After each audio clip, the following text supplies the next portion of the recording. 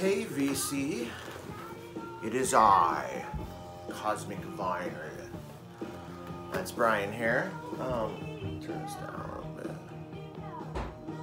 Gonna rock out another video here real quick. Doing a little late night video. Just got home from work and decided to show some more albums that I got.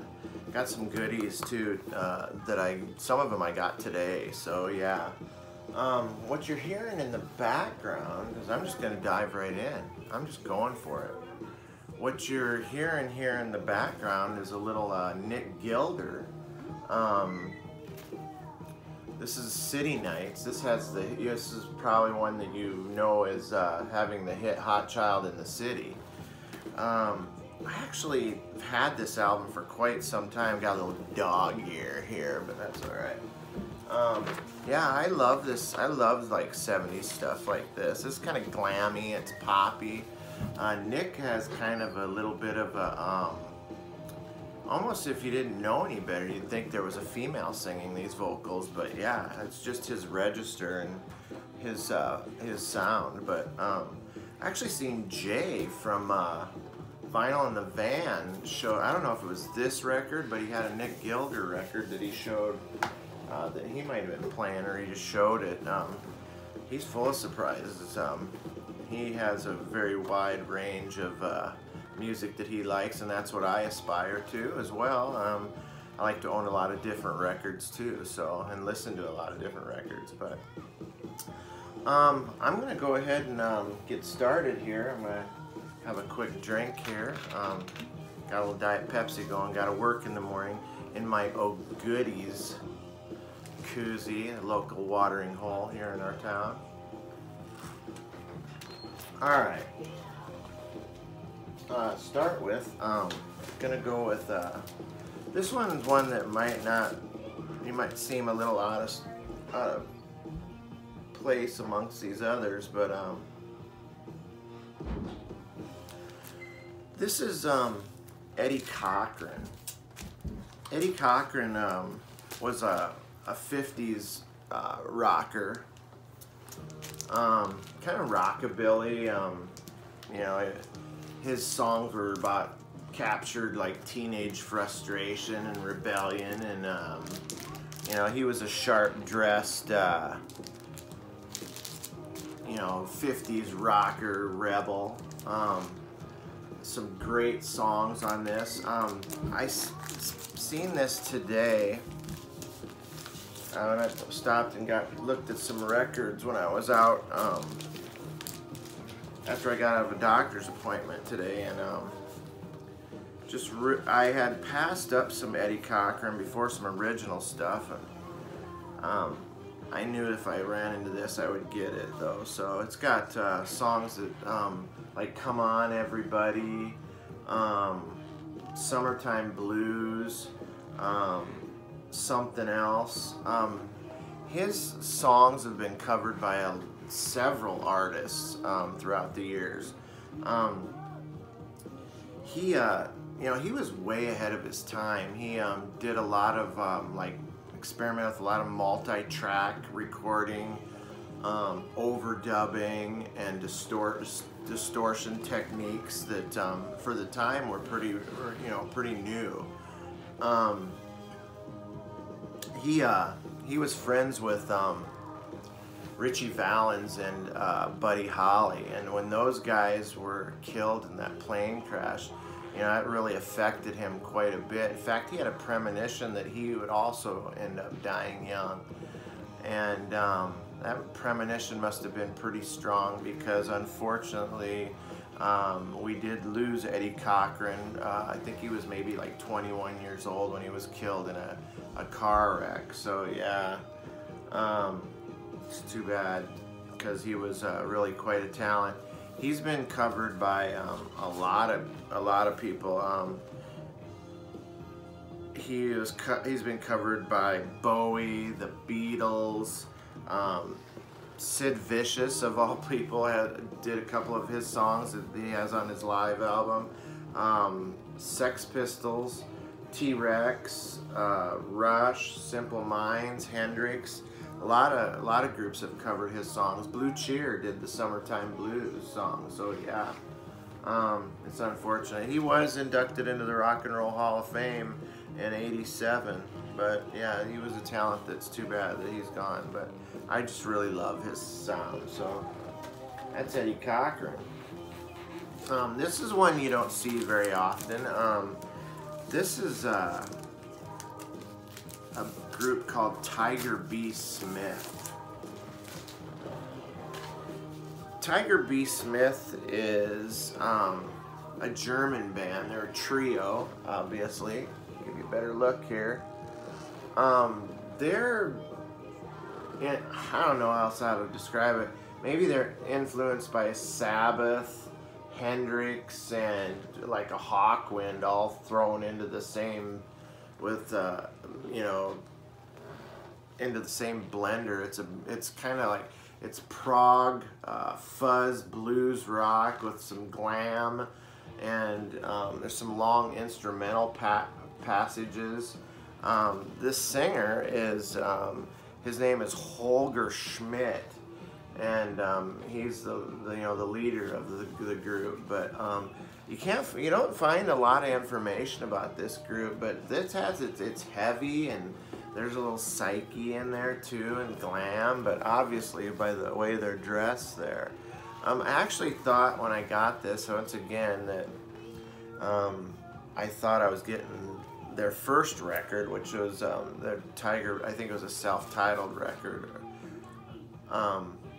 It had, or no, it was called Tiger Rock, and it was a little heavier than this, and that was the one. I'll still be out looking for that. In fact, it looks a lot alike, same almost the same cover art. So, but yeah, these guys, they were a unique bunch, and they did festivals with like Deep Purple and Dr. Hook and the Scorpions, UFO, Susie Quattro. Yeah, the tracks off of this that stick out for me are the opening track, She's Alright, and the whole second side. I really dug that. So yeah, you guys want to check that out? Sure, that'd be a goodie for sure, and you can get it pretty cheap, I'm sure. My next one is this is the Bee Gees. I actually I wasn't actively looking for this, but I was able to find a decent copy finally of this record. You can get this one actually pretty fair price too. It says this is Bee Gees' First. It's a great cover art there. It's awesome. It's kind of a misnomer. This is actually their third record. They'd already had a couple of records out in their native Australia. So this really is like their third record. They sent demo tapes ahead to a gentleman who was in Britain named Robert Stigwood. Robert would end up going on to manage them, but he was attracted to them because they had said Barry had told him that he had like 500 songs banked ready to record. Also, he was very impressed with their demos and with their live performance. He said it was one of the best live performances at the time that he'd ever seen. We kind of forget that they were, early on, they were a five-piece band, a proper five-piece. And this is, I guess it's kind of Beatlesque. It's got some psych to it. It's somewhat folky as well. It's some pop ballads. I really enjoyed this. It's a beautiful album. I really enjoyed it.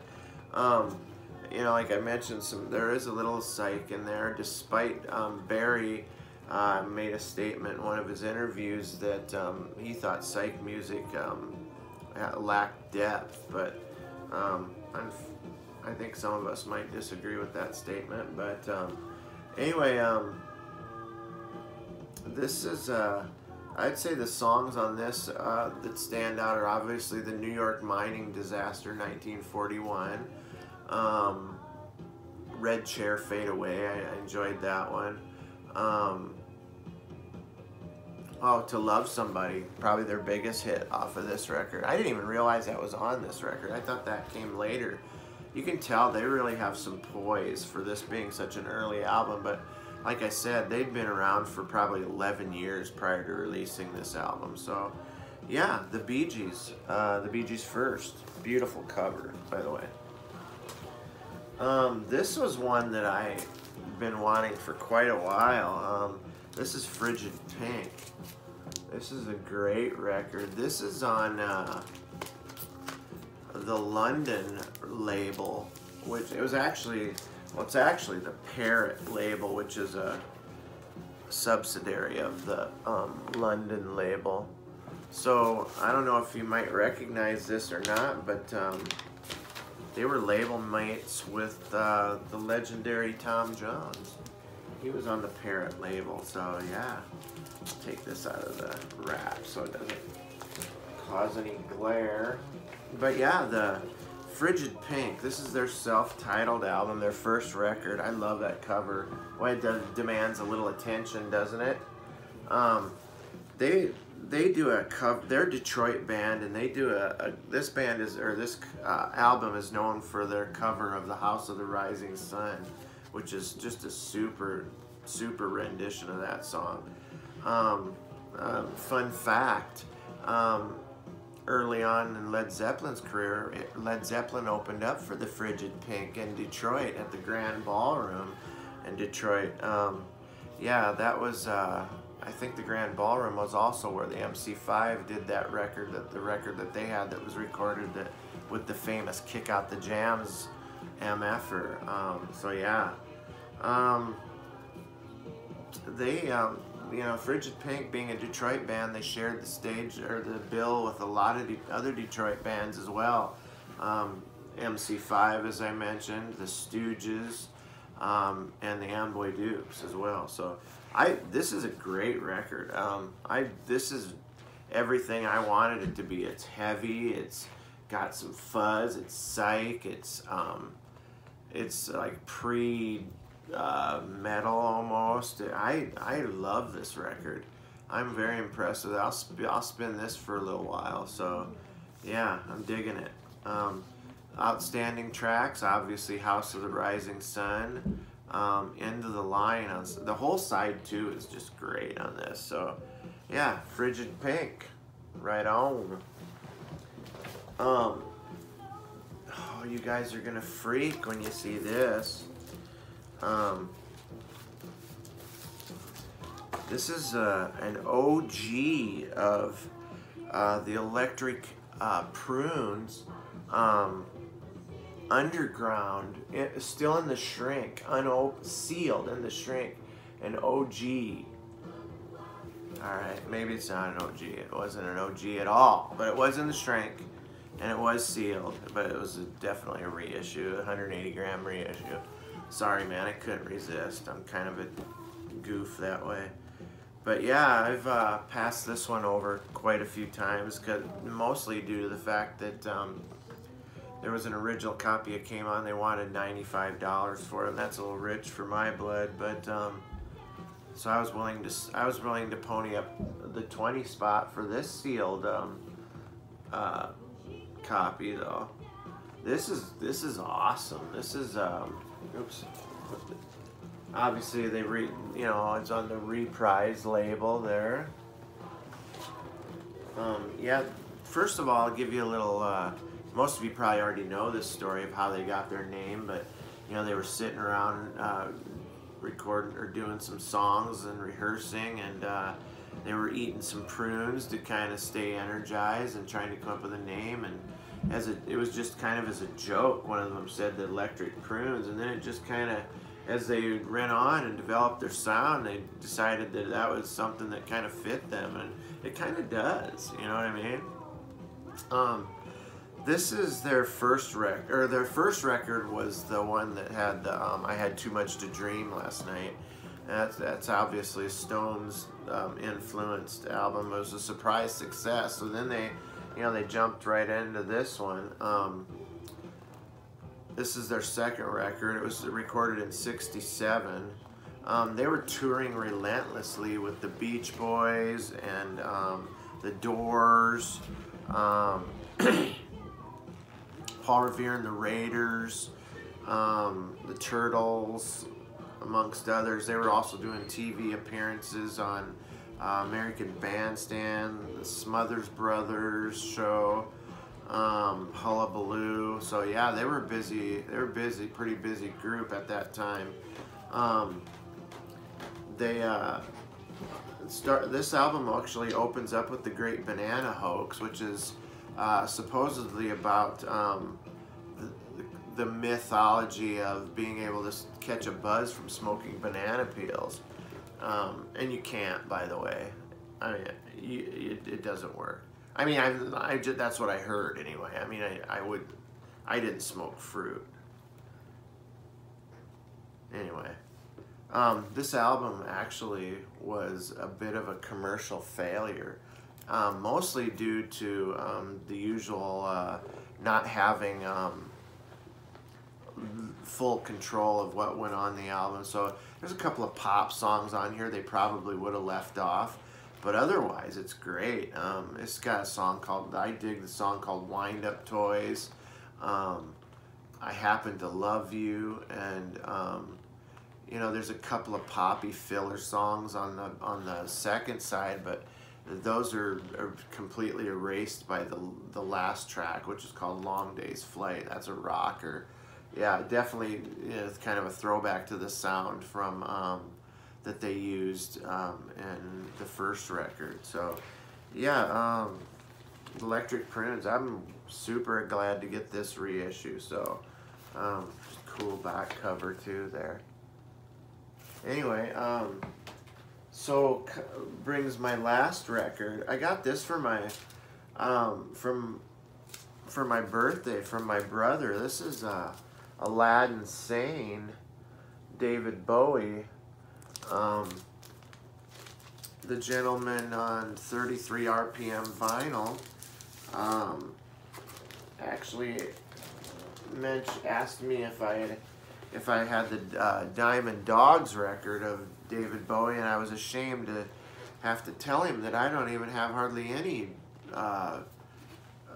Bowie in my collection at all. And then all of a sudden, within the same day, my brother gives me Aladdin Sane for my birthday, along with about 2 or 3 other records, so which I'll show in a different video. This didn't quite fit into this, but this is Bowie's 6th studio album.